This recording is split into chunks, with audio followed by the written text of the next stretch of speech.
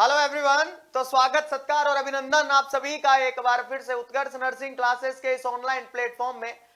आज हम एक इंपॉर्टेंट, बहुत जरूरी टॉपिक के ऊपर बात करने वाले हैं कि 4 महीनों में कैसे होगी राजस्थान सीएचओ की निर्णायक तैयारी। जी हां, राजस्थान सीएचओ यानी राजस्थान के अंदर सामुदायिक स्वास्थ्य अधिकारी की जो एग्जाम होने वाली है, कम्युनिटी हेल्थ ऑफिसर की, जो कि राजस्थान बच्चों की आन बान शान रहती है भाई। जी हां, राजस्थान के बच्चे बहुत वेट करते हैं राजस्थान सीएचओ की एग्जाम का।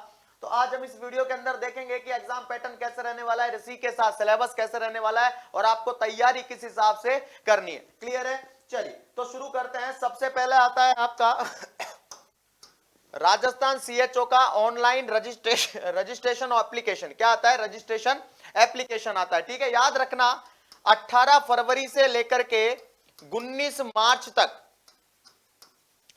18 फरवरी से लेकर के 19 मार्च तक क्या किया जाएगा? एग्जाम फॉर्म फिल किया जाएगा। ठीक है, अब अगर आप मेरी माने, ठीक है, बहुत सारे बच्चे कहते हैं सर हम तो लास्ट में भरेंगे, अभी तो बहुत दिन है, 1 महीने का टाइम है। देखो सीधी सी बात है, जितना जल्दी हो सके फॉर्म फिल कर देना चाहिए भाई। ठीक है, जितना जल्दी हो सके फॉर्म फिल कर देना चाहिए। लास्ट अंतिम तारीख तक तो जाना ही नहीं है भाई। क्लियर है? चलिए, उसके बाद आता है आपका एग्जाम पैटर्न कैसा रहने वाला है। अगर एग्जाम पैटर्न की अगर हम बात करें तो याद रखना एग्जाम का जो टाइप है वो objective type multiple choice MCQs रहने वाले हैं भाई। कैसे?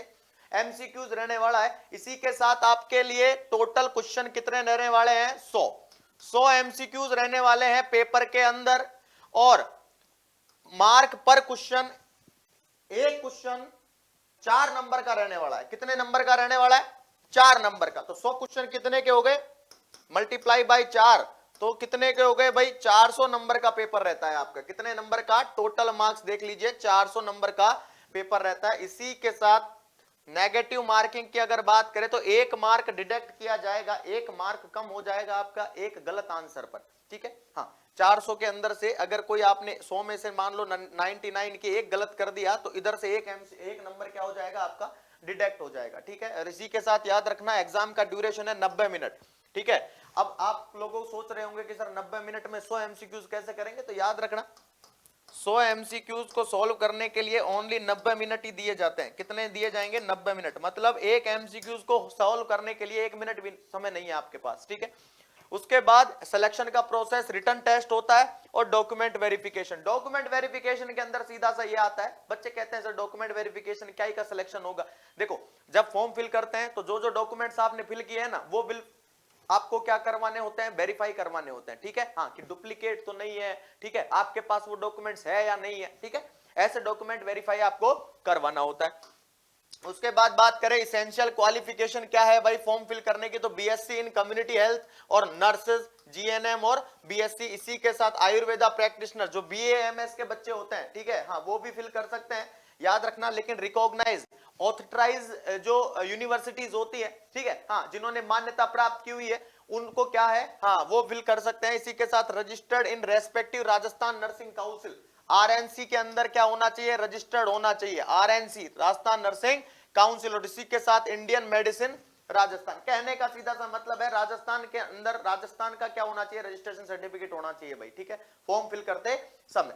उसके बाद आपके आता है सिलेबस की बात करते हैं। सिलेबस के अंदर सबसे पहले याद रखना बेसिक ऑफ ह्यूमन एनाटॉमी आता है आपके। ठीक है, basic concept of public health आता है। देखो, human anatomy parts and there description and functioning आता है। ठीक है, मतलब फिजियोलॉजी भी आ जाता है, फंक्शनिंग भी आता है। इसी के साथ concept of community health, community health का concept, health care planning and organisation of health care and various level पे, एनवायरमेंटल हेल्थ के बारे में पूछेगा, सैनिटेशन के बारे में, introduction to epidemiology, epidemiological approach, process के बारे में। इसी के साथ आपके आता है डेमोग्राफी। ठीक है, डेमोग्राफी हो गया, सर्विलेंस हो गया, इंटरप्रिटेशन ऑफ डाटा हो गया, बायोमेडिकल वेस्ट मैनेजमेंट बीएमडब्ल्यू हो गया, एंड इन्फेक्शन कंट्रोल। क्लियर है? उसके बाद आता है आपके चाइल्ड हेल्थ। ठीक है, चाइल्ड हेल्थ के अंदर essential care of newborn at birth, जन्म के समय बच्चों की क्या क्या केयर करनी चाहिए, management of common neonatal and child health problem, इसी के साथ integrated management of neonatal and childhood illness, IMNCI, सुना है नाम? Integrated management of neonatal and childhood illness, IMNCI।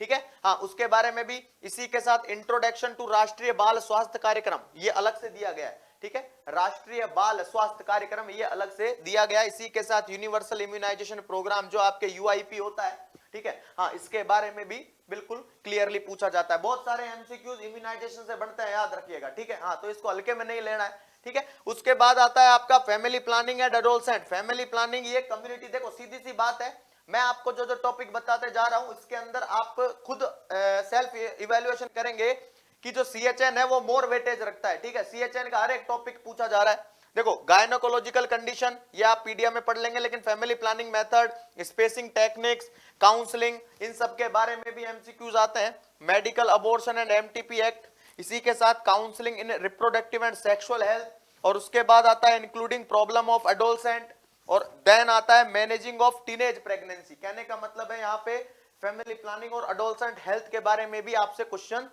पूछा जाएगा। क्लियर है।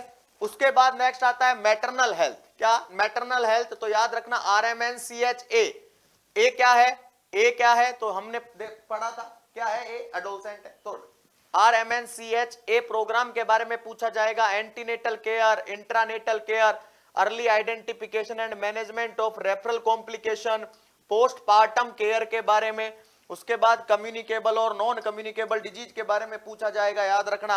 एपिडेमियोलॉजी स्पेसिफिक कम्युनिकेबल डिजीज के बारे में, और कम्युनिकेबल डिजीज जैसे वेक्टर बोर्न डिजीज है, इन्फेक्शियस डिजीज है, जूनोटिक डिजीज है।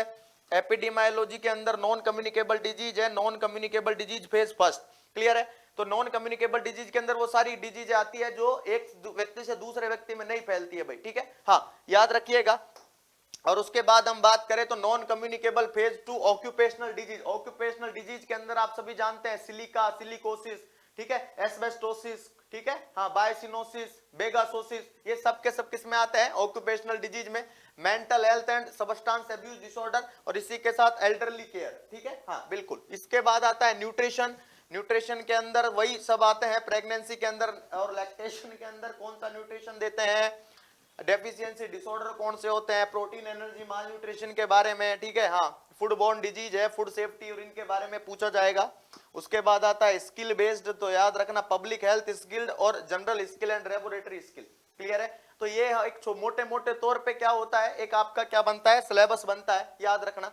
उसके अलावा फिर आता है general medicine and medical emergency, लेकिन उससे पहले अगेन आपको मैनेजमेंट का भी क्वेश्चन आता है इमरजेंसी से related. Maternal health skill, reproductive and adolescent skill, newborn and child health skill के बारे में पूछा जाता है, ठीक है। और फिर अगला जो टॉपिक निकल के आता है वो मेडिसिन के बारे में, मतलब फार्माकोलॉजिकल के अंदर, ठीक है। तो कहने का मतलब कॉमन कंडीशन जैसे गैस्ट्रोइंटेस्टाइनल सिस्टम है, रेस्पिरेटरी है, हार्ट यूरिनरी है, ब्लड डिसऑर्डर है, इनके बारे में कुछ कुछ क्वेश्चंस पूछ लेगा।